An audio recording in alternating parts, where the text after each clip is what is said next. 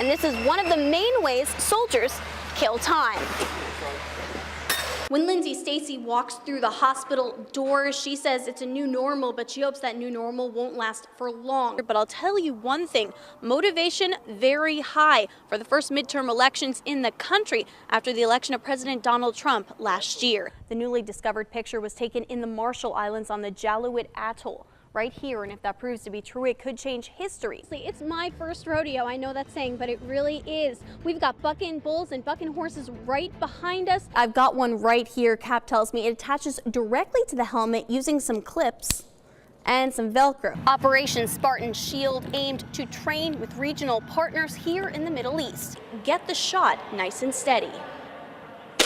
And we'll see you right back here at 6 o'clock. From somewhere in Rogers in some beautiful cornfields, this is Jillian Angeline for Channel 6 News. All right, Jillian, find out where you are. I've got my American flag here, and so does Burnett. As you can see on his hat, he's a Purple Heart Vietnam veteran. Tell me, what does Veterans Day mean to you? Back in May, Private First Class Tyler Ekblad said he was just doing the right thing. But those are the 3 R's that are takeaways from this interview. While making the rounds. While it's got contact information, it's also got mentions of favorite hobbies, including chasing squirrels and doing tricks. But he's not out of the woods just yet. He's had a series of surgeries here at Brooke Army Medical Center. J.C. Alston was 18 years old, just a few months out of boot camp when he was thrust into 4 long years of war. We're here at the port of Shuaibah in Kuwait on the Persian Gulf, where Grey Wolf Troops vehicles are being relieved by the 2nd Brigade Armored Vehicles. 70%, Leslie and Doug, the National Mounted Warfare Foundation's leader. The main responsibilities of the chaplain and their assistants are to nurse the living, care for the wounded, and honor the fallen. From Fort Hood, this is Jillian Angeline. Many of the cadets I talked to enter the program as shy students and come out as leaders. It's going to benefit homeless veterans, both male and female. Come on down, you got till 6:30. Now, Askari tells me freedom doesn't come easy. He said earlier today, foreign powers like the U.S. and European countries need to help the Iranian people maintain internet access. Take a look at this. It's the Buring baptismal font. But for Chaplain Bright, she tells us about a baptism experience that was out of this world, and it was out of this country. Texas Representative Williams tells us he's very excited for the future with Funk in command. Reporting from Fort Hood, this is Jillian Angeline with Channel 6 News. Doug and Leslie, people started streaming in here around 2:30. Hundreds upon hundreds of people coming out here, some estimating around 1,200 people to honor Trooper Nipper. Now, Trooper Nipper did receive full honors here, and they retired his number as well. Take a listen. 40, Trooper Thomas Nipper, GHP Temple, Unit 6188 is out of service, forever, off duty. DPS Waco, at least 3/4 of the attendees today are members of law enforcement themselves. This according to Sergeant D.L. Wilson with the Texas Department of Public Safety. Some coming from as close as right here in Belton, others from as far as Fort Bend. And they brought the mounted patrol of horses and the bagpipe corps to pay tribute to Nipper. Also a strong showing from honor guards from around 15 states. New York, New Mexico, Louisiana, Missouri, Tennessee. Different colored uniforms signifying a different state. And federal agencies too, like Immigration and Customs Enforcement. Wilson tells me he's worked with Nipper for years, and his response to the anticipated attendance were family. Now, the Texas DPS troopers are wearing black bands around their badge to signify the mourning, and they will take off those bands after Nipper is buried.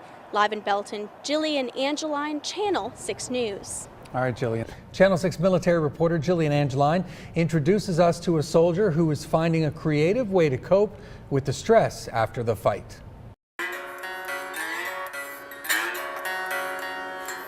My first reaction was, what the hell is this?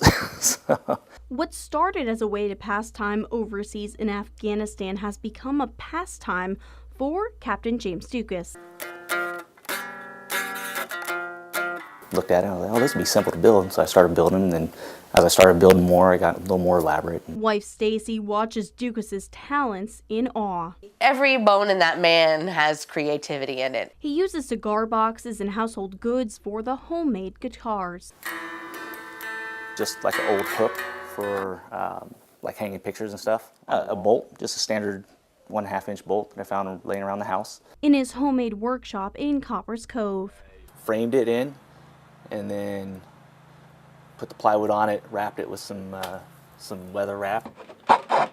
Kissing Cousins Guitar Company was born. Because of the sound of the guitar, and it sounds more like a backwoodsy country type of sound to it. He watches YouTube videos to learn the basics and gifts them to fellow soldiers. It's one thing to see like a picture that I've done or something that I've built, and then it's another thing on top of that to actually hear somebody playing it. I personally like the part where he is tuning the strings, because sometimes when it's not tuned correctly, it sounds pretty funny. Stacy believes this kind of outlet is important for soldiers when they return from overseas combat. They come home and then they probably, a lot of them don't have anything to do but think about, stuff that happened. And Dukas would agree, finding peace in tunes. Everybody needs that stress relief, especially coming back from battles.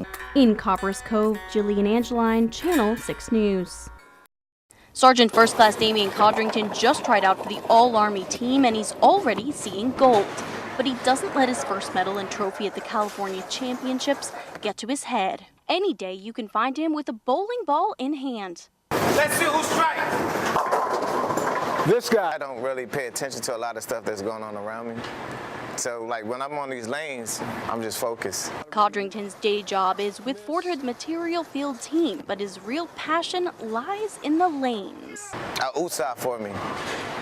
When I feel lost or I feel out of place, bowling just fine-tune everything for me. He spends his lunches hitting strikes, but what's practice without a little friendly competition? Only whoever can back it up, that's all I'm saying.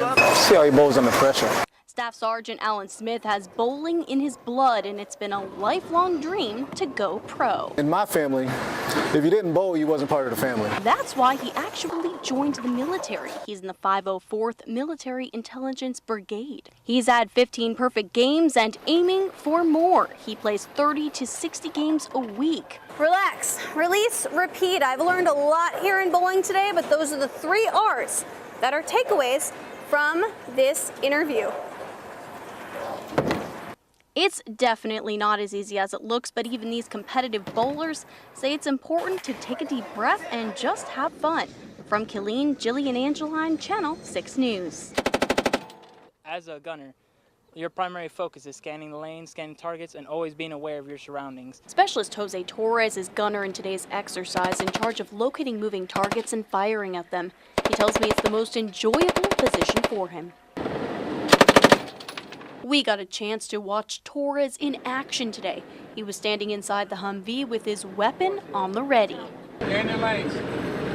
This helps us improve our readiness and our proficiency at moving effectively and safely. The 49th Transportation Battalion is part of the 13th Expeditionary Sustainment Command and must be ready to deploy at any time. The crew gunnery exercises on post encourage soldiers to work together and communicate. Where they get to exercise all the collective tasks that they have been training throughout the year under stress and pressure.